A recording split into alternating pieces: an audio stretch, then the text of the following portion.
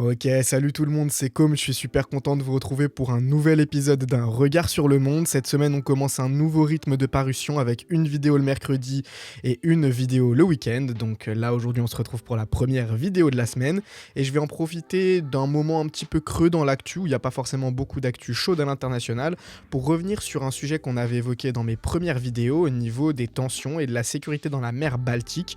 Rappelez-vous, le câble Estlink 2 avait été coupé par un navire qui appartenait probablement à la flotte fantôme russe. Donc voilà, aujourd'hui on va remettre un peu de contexte et on va s'intéresser aux réponses collectives apportées par l'OTAN ces derniers temps. Plongez vos oreilles dans un regard sur le monde, un œil grand ouvert, une voix affûtée et des sujets qui vous feront voir les choses mondialement.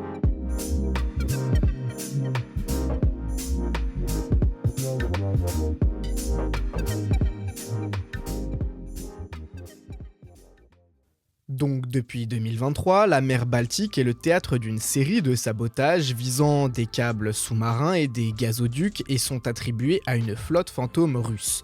Les incidents les plus marquants ont notamment inclus le sectionnement du câble Estlink 2 il y a quelques semaines entre la Finlande et l'Estonie, probablement par un pétrolier russe. Ces actes sont perçus comme une forme de guerre hybride destinée à perturber la transition énergétique des pays baltes, encore connectés au réseau électrique russe héritage de l'ère soviétique.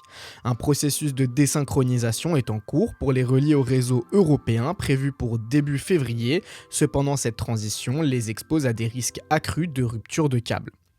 Face à ces menaces, les dirigeants des 8 pays riverains de la Baltique se sont réunis pour renforcer la sécurité des infrastructures critiques. Ils ont adopté des mesures visant à limiter les risques environnementaux ainsi qu'à dissuader les actes hostiles, notamment par l'arraisonnement et la saisie des navires impliqués. La Finlande a notamment pu illustrer son efficacité avec une réponse rapide, comme en témoigne la saisie du pétrolier Eagle S après l'incident Estlink 2. Cette méthode proactive est considérée comme un modèle à suivre par ses voisins. L'OTAN de son côté a annoncé à Helsinki la mise en place de Baltic Sentry, une opération dédiée à la protection des infrastructures sous-marines.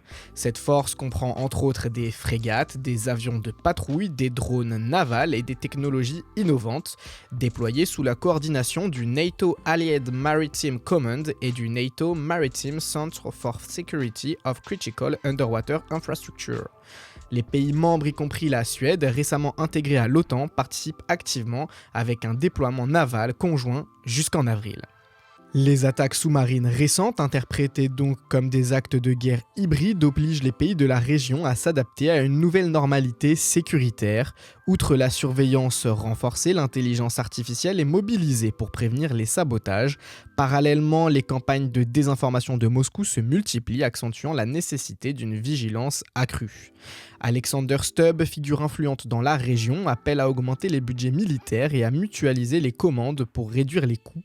Les pays nordiques, prioritaires dans l'aide militaire à l'Ukraine, insistent sur une réponse collective forte pour renforcer la sécurité régionale. Les dirigeants des pays baltes s'engagent ainsi à intégrer des solutions technologiques avancées et à suivre de près les navires suspects. Les sanctions contre la flotte fantôme russe s'intensifient avec des mesures telles que l'inspection, des certificats d'assurance et le suivi accru des navires. Cette réponse collective vise enfin à dissuader les sabotages futurs tout en affirmant une résilience régionale face aux menaces hybrides. En conclusion, on peut voir que les tensions croissantes dans la mer Baltique mettent en lumière la nécessité d'une coopération renforcée entre l'OTAN, l'UE et les États riverains pour protéger les infrastructures critiques et assurer la stabilité régionale. Entre défis sécuritaires, transition énergétique et risques géopolitiques, la région demeure aujourd'hui un point névralgique stratégique pour l'Europe et ses alliés. Voilà, c'est tout pour ce nouvel épisode d'un regard sur le monde. Encore merci à vous pour votre visionnage et votre écoute. N'hésitez pas à me laisser un commentaire en dessous de la vidéo, un like, à vous abonner et surtout faites-moi des retours privés si vous avez une quelconque conseil ou retour à faire sur la qualité de la vidéo. C'était un regard sur le monde, un regard pour se tenir au fait de l'actualité internationale. À bientôt. Plongez vos oreilles dans un regard sur le monde, un œil grand ouvert, une voix affûtée et des sujets qui vous feront voir les choses mondialement.